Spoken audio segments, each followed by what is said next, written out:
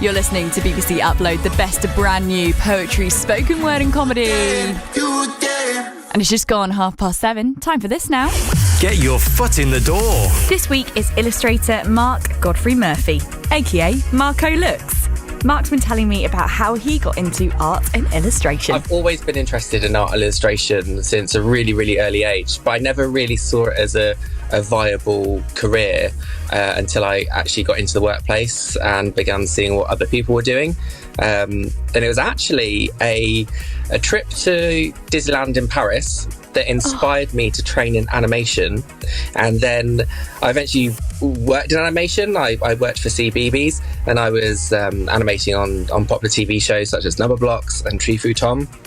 And it was working with those people that really inspired me to work more playfully, I suppose, and that took me into illustration and creating my own characters, creating my own designs, and creating my own stories. So yeah, it's a bit quite a whirlwind, but I guess to put it in a nutshell, it is the power and the magic of Disney that got me into it. Really. Oh my gosh, I can so relate to that because Disney World in Florida is my favourite place on earth. And oh, me too. Yeah. Oh my gosh. Oh, I love it when I find someone else that's as crazy as me. Oh, do not worry. If I could show you my studio now, you'll see there's pocket. I've got Disney up there, Disney there, Disney there. I can see the Disney 50th behind you as well. I've got this right here. Stitch. Oh my gosh. It's Disney-tastic. So yeah, hooray! I found another Disney fan. Excellent. Always good. If I could draw even an iota, that would be my dream. But unfortunately, I can't.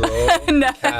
You can. I'll help you. Oh, that's great. I do love it in Disney where they have the workshops where they teach you how to do some of the Disney characters. And it was that. I was going to mention it, but not many people know about it. It was that very attraction that made me sit and think, I need to get into animation.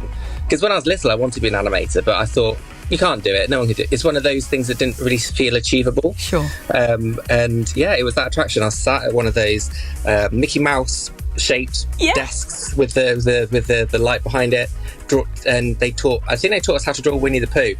And it was that moment that I thought, I need to be here. This is what I need to do. Well, yeah, if anything's going to get you into drawing, it's Disney, isn't it? That's just lovely. So was there ever a moment where you thought, maybe this isn't going to happen, and you had to really dig deep to kind of push past or get that first break? I think the hardest thing for an artist, a freelancer, anyone that's trying to forge their own way is just fighting those voices in your head that are trying to convince you that it's not going to work.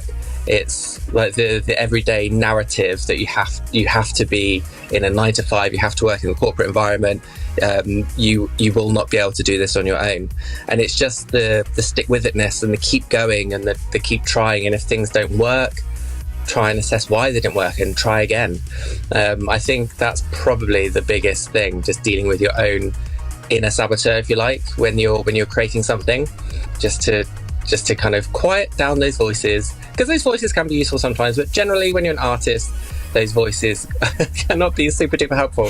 And so just to keep going, and everyone's work is valid. It's just having the courage and the bravery to keep going, I think.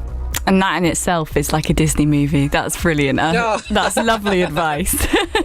I'll write a script. I'll get that going. I think you should.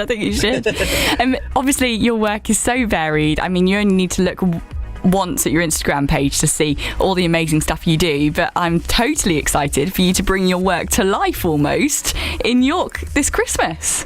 Yes, we have the York Nutcracker Christmas Trail. It starts on the 14th of November. 10 nutcrackers will be scattered around our beautiful city to create a trail.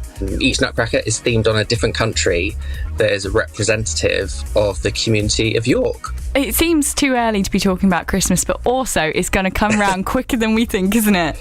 Absolutely. Well, I sell my work wholesale with shops around the UK, and I've been working on Christmas since about May time, and I've even had one shop ask me for my Christmas 25 collection. No. So I feel like I'm always in some invariable state of Christmas mode. So I've been with these nutcrackers. We've been working on this project since May.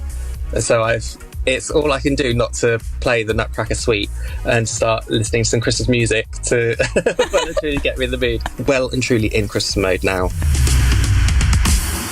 I love that insight there. I would have never known. He's already working on Christmas 2025. Mark Godfrey Murphy there, aka Marco Looks on Instagram.